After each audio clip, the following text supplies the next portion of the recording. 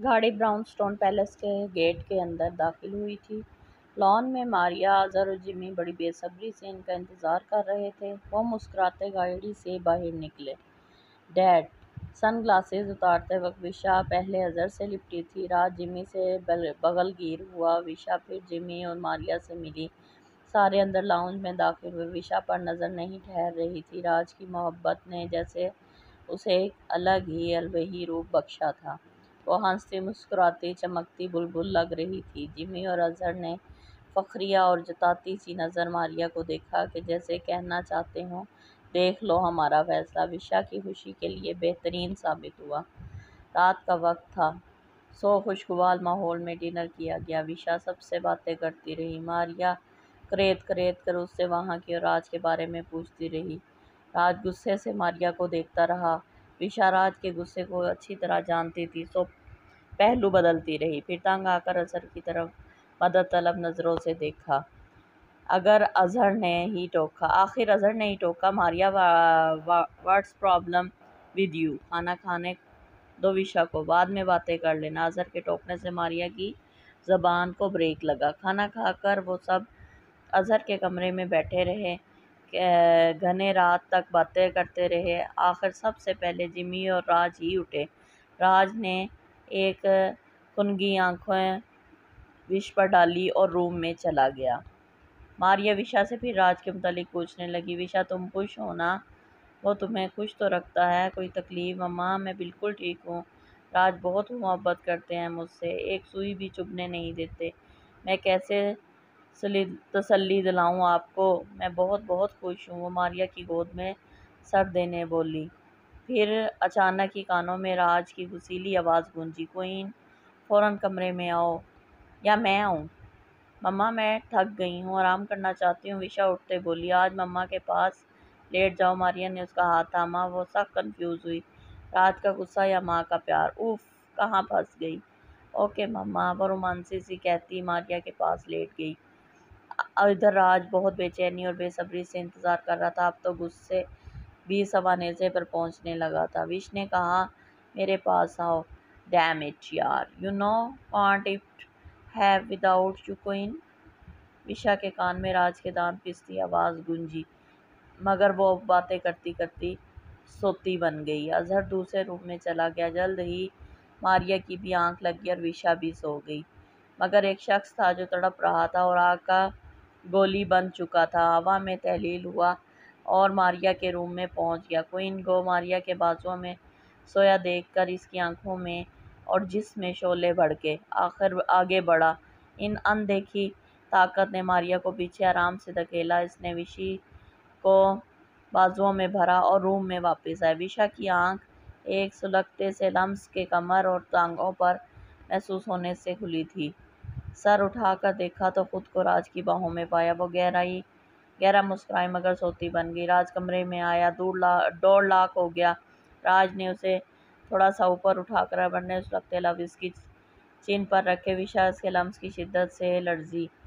मुझे पता है क्वीन, तुम जाग रही हो, आंखें खोलो, नहीं तो कुछ ज़रूरत नहीं, बंद ही रखो। वैसे भी मैं जो करने वाला हूँ हमेशा आंखें बंद ही कर लेती हो। विशा के तोते उड़ गए। राज, इतना गुस्सा मत करे ना। तो और क्या करूं विश? राज ने इस नीचे उतार कर उसे थाम कर अपने सामने किया। मुझे जाने क्यों इस औरत पर? राज, प्लीज़ जाने देना। आज तुम करीब आया तो इसे जाने दूंगा। राज लापरवाही से इसकी कमर के गिर्द बाजू माइल करते बोला। विशा की आंखें फैल गईं, यानी वो गुस्सा सबसे दिखाया जा रहा था। राज, कितना फ्रॉड है आप। मुझे लगा आप सचमुच गुस्सा हैं। हाँ तो मैं हूँ, मगर क्वीन जानती हो ना मेरा गुस्सा कैसे उतरता है, जानती हो ना? जज्बात से बोझल गमगीन आवाज़ विशा के माथे पर पसीने छूटे। राज ने अपने इसे बाजुओं में भरा और बेड पर लटाकर उसके करीब नीम दराज हुआ। विशा ने उसके सीने पर सर रखा और उसके हाथ उसके टैटू पर। क्या पूछ रही थी मारिया? राज ने धीमे से इसके बालों से उंगलियां फेरते पूछा। पूछ रही थी मैं खुश हूँ कि नहीं, आप मुझे खुश रखते हैं कि नहीं, कोई तकलीफ तो नहीं देते? फिर मैंने उन्हें बताया ये किंग हर रात मुझे कितना परेशान करते हैं। वो मुंह बनाकर बोली। हाँ, सच में? राज करवट बदल कर उस पर हावी हुआ। विशा बौखलाई। नो राज, मैंने नहीं बोला। जस्ट मजाक कर रही थी। नहीं, आप सुबह सच बोल देना, क्योंकि आज सचमुच परेशान होने वाली हो। ये कहकर राज उसकी गर्दन पर झुका। उफ, विशा का दिल क्या माथा पीटे, यानी आ बैल मुझे मार। राज ने उसकी ब्यूटी बोन पर अपनी लब रखे। विशा की बैक बोन में सरसराहट हुई जब ड्रेस की साइड पर जिप खुद ब खुद खोलती महसूस हुई। विशा मछली और रोकना चाहा, मगर राज की पुरशिद्दत गिरफ्त में नहीं। राज के इस लबों पर झुका लम्स में नरमी थी, मोहब्बत थी, राज का इश्क था। विशा मोम की तरह पिघलने लगी और चुपचाप राज की शिद्दतें बर्दाश्त करने लगी। अगली सुबह वो सब ब्रेकफास्ट के लिए बैठे थे। राज जिमी से बैठा गुफ्तगू में मसरूफ था। मारिया अजहर के साथ बैठी थी। उधर रूम में विशा की अजीब सी कैफियत हो रही थी, बहुत बोझल, गिरी गिरी सी। बमुश्किल फ्रेश हुई और रूम से बाहर आई, मगर टेबल तक आती हुई ज़मीन पर गिरी और बेहोश हो गई। राज तक घबराया। राज डॉक्टर को बुलाया गया तो डॉक्टर ने किंग को दुनिया की सबसे बड़ी खुशखबरी की खबर सुनाई, यानी ड्रैगन लैंड का अगला तख्त नशीन दुनिया पर आने वाला था। अजहर, जिमी, राज बेतहाशा खुश थे। विशा बेड पर नीम दराज ब्लश किए जा रही थी, जबकि ये सुनकर मारिया के चेहरे के ज़ाविये बिगड़े थे। रंग में भंग डाले बगैर रह नहीं पाई। ये क्या तरीका है राज, तुम ये क्या कर विशा को लेकर गए थे कि अभी इस पर कोई जिम्मेदारी नहीं डालूंगा। अभी इसकी उम्र ही क्या थी, 18। अभी तो इसे अपनी पढ़ाई पूरी करना थी और तुमने इस पर इतनी बड़ी जिम्मेदारी डाल दी। राज और उनकी हंसी फौरन गायब हुई थी। मम्मा प्लीज़, इन सब में मेरी मर्जी भी शामिल थी। अब तो विशा ने भी नागवारी से उस औरत को देखा जो हर बार इसके किंग का दिल दुखाती थी। राज के माथे पर बाल आया। आखिर आपकी प्रॉब्लम क्या है जो मुझे खुश नहीं देख सकती आप? कोई नहीं है मेरी दुनिया में, इसलिए अपनी फैमिली बनाना चाहता हूँ। जब मेरी वाइफ को कोई ऑब्जेक्शन नहीं तो आप कौन होती हैं ऑब्जेक्शन करने वाली? उठो विश, हम अभी और इसी वक्त वापस जा रहे हैं, और अब जैसे मिलना होगा वाशिंगटन आएगा, हम ब्राउनस्टोन पैलेस अब नहीं आने वाले। राज का लहजा बहुत सख्त था। जिमी और अजहर ने अफसोस से मारिया को देखा। मारिया जो उम्मीद कर रही थी विशा राज के खिलाफ बोलेगी, खामोशी से उठी और राज का हाथ थाम लिया। अब मारिया गड़बड़ाई। मेरे कहने का ये मतलब हरगिज़ नहीं था बेटा, मैं तो बस कह रही थी ये कम उम्र है, एक माँ हूँ ना, बस इसलिए फ़िक्रमंद होगी। मम्मा, आप हर मर्तबा ना चाहते हुए भी राज का दिल दुखाती हैं, जिससे मैं भी हर्ट होती हूँ, क्योंकि अब मैं इनसे अलग नहीं हूँ, विशा ने स्पार्ट से लहजे में बोला। मारिया को एहसास हुआ कि अब वो उनकी मम्मा विशा नहीं है, वो राज की बीवी बन चुकी हैं। फिर उनकी लाख मिन्नत समाजत करने के बाद राज ने अजहर और जिमी से कहा कि अब वो मज़ीद बर्दाश्त नहीं कर सकता, वो भी इसको समझेंगे और जाने देंगे। विशा राज के हमरा ये कहकर चली गई कि जैसे राज कहेगा वो वैसे ही करेगी, क्योंकि उसकी खुशी सिर्फ और सिर्फ राज के साथ है। अब वो वही करेगी जो राज बोलेगा। बाद में अजहर ने मारिया की खूब क्लास ली, जो कि अब तस्वे बहा रही थी और पछता रही थी, मगर गया वक्त हाथ नहीं आने वाला था। अब वो दोनों यहाँ से नहीं आने वाले थे, इन्हें ही मिलने के लिए जाना था। वो ड्रैगन लैंड लौटे और बच्चे के आने का ऐलान शाही दरबार में कर दिया। महल में जश्न का सा समा था। लोग बहुत खुश थे, क्योंकि हर तरफ खुशहाली थी। राज और विशा भी बहुत खुश थे। वक्त पर अड़ने लगा। राज ने विशा का बेतहाशा ख्याल रखा, क्योंकि विशा और उसकी ताकतें दिन ब दिन कमज़ोर होती जा रही थीं, मगर कड़े पहरे थे जो क्वीन का ख्याल रखते थे। राज ने कभी एक सेकंड के लिए भी इससे लापरवाही नहीं बरती थी, क्योंकि यह वक्त बहुत नाजुक था। अभी भी राज उसे बाजुओं में भरे ख्वाबगाह में नीम दराज था। बस कुछ ही वक्त बाकी था। वो निडाल सी थी और तकलीफ़ में थी। विश, तुम ठीक तो हो ना?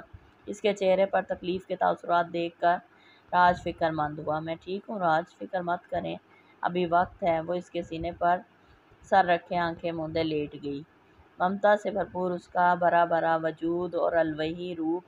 राज ने उसके बालों में नरमी से उंगलियां फेरी। राज, अगर मुझे कुछ क्वीन, अपने अल्फाज रोक लो, नहीं तो मैं बहुत बुरा पेश आऊँगा। राज भड़का।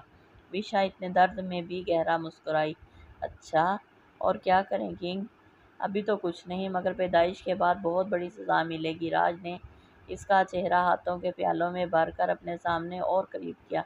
सच में? और वो क्या? विशा आज इसे छेड़ने पर तुली बैठी थी। जानती हो क्वीन, पूछो मत, बाद में समझाऊंगा। राज ने माथे पर नरमी से लब रखे। राज, आपको क्या चाहिए, प्रिंस या प्रिंसेस? विशा ने इसका ध्यान इस बात से हटाने को पूछा जिससे विशा ने इसे भड़का दिया था। दोनों, राज ने इत्मीनान से कहा। विशा की आंखें फैल गईं। राज, वो चिल्लाई। राज ने कहका लगाया। राज ने उसके गिर्द मजबूत बाजुओं का घेरा तंग कर लिया। वो दोनों काली पाताल में आग के आमने सामने बैठे एक दूसरे को मायूस निगाहों से देख रहे थे। मुबारक हो सामिर, पैदाइश का वक्त बहुत करीब है। हाँ, और तुम्हें भी मुबारक हो ताकतों के वापस असूल के लिए। अब बस जल्दी से पैदाइश हो जाए और इंतज़ार नहीं कर सकता। क्या करोगे सामिर, क्या करने वाले हो? अभी तो इंतज़ार करना ही होगा। इंतज़ार और बस इंतज़ार। मनाने दो अभी इन्हें खुशियाँ, ये सोचकर कि इन पर कोई आँच नहीं आएगी, इनका कोई दुश्मन नहीं। हम भी अभी कुछ नहीं करेंगे अरसे दराज तक, मगर वो जो पैदा होगी या वो मेरी होगी। इसके मकरू लहजे में खबासत थी। अगर प्रिंस हुआ तो फिर? नहीं, वो भड़का। प्रिंसेस होगी, देख लेना, अपनी माँ से भी ज़्यादा खूबसूरत, शबनम के कतरे की तरह, चमकते गुलाब के फूलों की तरह नाजुक, देख लेना तुम। इसके लहजे में जाने क्या था। ब्लैक विच खामोश हो गई। महल में बेचैनी और अफरा तफरी सी थी। इनकी सल्तनत के तमाम लोग बाहर जमा थे और खुशखबरी के मुंतज़िर थे। क्वीन की तबीयत बहुत बिगड़ चुकी थी। पैदाइश का वक्त बहुत करीब था। राज ख्वाबगाह में मौजूद था, जहाँ वो नीम जान निढाल सी नीम दराज थी। वेद ने काढ़े का प्याला राज की जानिब बढ़ाया। ये इन्हें पिला दे, आसानी होगी। राज ने इसे सहारा देकर कंधे पर सर रख कर नीम दराज किया। क्वीन, ये पी लो। नरमी से प्याला उसके लबों को लगाया, जो कि विशा ने आहिस्तगी से पी लिया। उसे तकिए के सहारे से नीम दराज किया। पीली जर्द पड़ती हुई वो राज की तरफ भीगी पलकों से देख रही थी। राज ने नज़र चुराई, क्योंकि इस मामले में वो बेहद बेबस था, कुछ नहीं कर सकता था। जो भी तकलीफ और दर्द झेलना थी, क्वीन को अपनी जान पर झेलना थी। विशा ने बुरी तरह राज का सीने से लिबास मुट्ठियों में जकड़ा हुआ था। अब काढ़े का असर होने लगा था। इसे पीते ही एक दिल खराश चीख विशा के मुंह से बुलंद हुई। वह बुरी तरह तड़पने लगी। राज की सांस अटकी। विश, क्या हुआ? मगर वेद ने इसके कंधे पर हाथ रखा। किंग, हमें बाहर जाना होगा, वक्त आन पहुंचा है। राज और वेद बाहर आ गए। विश के पास कनीज़ें और दाया मौजूद थी। काफ़ी देर बाद एक कनीज़ मुस्कुराती बाहर आई और झुक कर बोली, मुबारक हो किंग, प्रिंसेस पैदा हुई हैं। क्वीन भी बिल्कुल ठीक है, वो कहती फिर अंदर आ चुकी थी। राज गहरा मुस्कुराया। मुबारक हो किंग, वेद ने सबसे पहले मुबारक पेश की। राज ने सर आहिस्तगी से हिलाया और वजीर से कहा, बाहर लोगों में जश्न का ऐलान कर दिया जाए कि प्रिंसेस पैदा हुई हैं और क्वीन भी बिल्कुल ठीक है। कुछ देर बाद ही इसे अंदर आने को बोला गया। वो बेचैन सा ख्वाबगाह में होया विशा के करीब आया और बेहद कमज़ोर नकाहत ज़दा सी आंखें मौन से नेम दराज थीं। विश, राज ने सराहने बैठ कर अकीदत से पुकारा तो उसने आंखें खोलीं। राज ने झुककर अकीदत से उसके माथे पर बोसा किया। मुबारक हो क्वीन, वो मुस्कुरा कर बोला तो विश भी मुस्कुराई। आपको भी किंग, राज नरमी से बोली। इतनी देर में ही दाया ने सख्त सुर्ख मखमली कपड़े में लपेटा एक चांदी सा नन्हा सोया वजूद राज की जानिब बढ़ाया। राज ने हाथ आगे बढ़ाए और इस वजूद को गोद में भरा। विशा और राज ने इकट्ठे अपने प्रिंसेस को देखा और मबहूत रह गए। क्या कोई वजूद इतना खूबसूरत हो सकता था? ये बिल्कुल तुम पर गई है क्वीन। राज ने नरमी से अपनी छोटी प्रिंसेस को लबों से छुआ, जो मखमल और गुलाब की पंखुड़ियों से भी ज़्यादा नरम थी। ये मुझसे भी ज़्यादा प्यारी है किंग, ऐसे जुमले की तस्दीक कर लें। वो मुस्कुरा कर बोली, क्योंकि यही सच था। तुम ठीक हो तो विश? राज ने अपनी क्वीन को नहलाते हुए देखा। इसने इस बात में सर हिलाया। वो दोनों अपनी प्रिंसेस को उठाए मिरर के सामने सर झुकाए खड़े थे। ग्रैंडफादर, ये प्रिंसेस।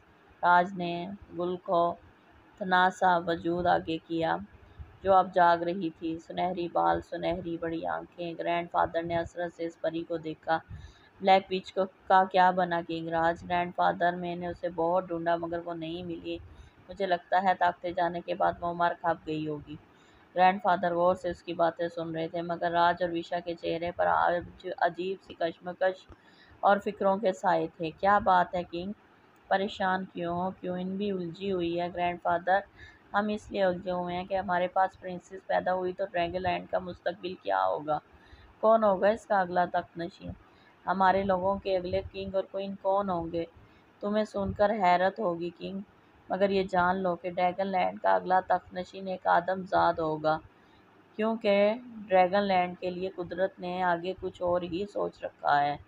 ग्रैंडफादर की बात सुनकर आज और विशा बड़ी बुरी तरह चौंके। ये आप क्या कह रहे हैं ग्रैंडफादर? सच कह रहा हूँ किंगराज, मगर इसमें एक खास बात यह होगी कि इसका बाप तो एक इंसान होगा, मगर वो एक जल परी ज़ात होगी। समंदर का बेताज बादशाह पुरस्कार ताकतों का मालिक मून ऑफ लियोनर नाइट में पैदा हुआ और इसके सीने पर जलपरी ज़ात का टैटू होगा। प्रिंसेस और ड्रैगनलैंड के लिए बेफिक्र हो जाओ राज। ये सुनकर राज और विशा पुरसकून हो गए। ठीक है ग्रैंडफादर, हम बहुत खुश हैं अपनी प्रिंसेस के लिए। मिरर में से हैला गायब हुआ। वो दोनों कदम कदम चलते पहली मर्तबा प्रिंसेस को लेकर अवाम के सामने शाही दरबार में आए। अब तख्त पर बैठे थे, विशा की गोद में उसकी नन्ही परी थी। तभी उसकी वही बूढ़ा नजर आया जिसने उसे प्रिंसेस की पैदाइश की दुआ दी थी। वह बूढ़ा निगाहें झुकाए क्वीन के पास आया। बाबा, तुम्हारी दुआएं पूरी हो गई, देखो प्रिंसेस ही आई है, विशा ने मुस्कुरा कर कहा, क्योंकि वो बूढ़ा क्वीन की गोद में बस इस बेतहाशा खूबसूरत नन्ही सी जान को देखे जा रहा था जो माँ के दुपट्टे को हाथ में लिए हुए थी। सलामत रहे हमारी प्रिंसेस हमेशा, इसने हमारी पुरजोर दिया। क्वीन, अगर इजाज़त हो तो क्या मैं इसे गोद में ले सकता हूँ? बूढ़ा बाबा सर झुकाए बोला। क्यों नहीं बाबा, विशा ने प्रिंसेस को उसकी गोद में देना चाहा, मगर प्रिंसेस अचानक फूट फूट कर रोने लगी। विशा घबरा गई और प्रिंसेस को वापस खींचकर सीने से लगा लिया। वही बूढ़ा जिसने प्रिंसेस को थामने के लिए हाथ आगे बढ़ाए हुए थे, हसरत से हाथ मल कर रह गया। मैं दोबारा आऊँगा क्वीन, और प्रिंसेस को भी ज़रूर लूँगा अपनी गोद में, फिर तो प्रिंसेस भी नहीं रह पाएगी। वो पुरस्कार सा कहता वहाँ से निकलता चला गया। जश्न का सा समा था, लोग नाच रहे थे, दावत आम का एहतमाम था। मंजर बहुत मुकम्मल और भरपूर था।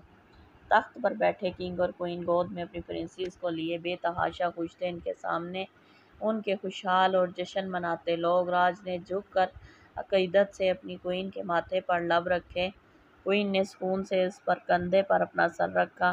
प्रिंसेस आदि किंग और आदि यहाँ पर हमारे नावल का सीज़न 1 क्लोज हुआ। आप मेरे चैनल को सब्सक्राइब करें और फुल सपोर्ट करें ताकि मैं आपके लिए मज़ीद अच्छे नावल ला सकूं। शुक्रिया।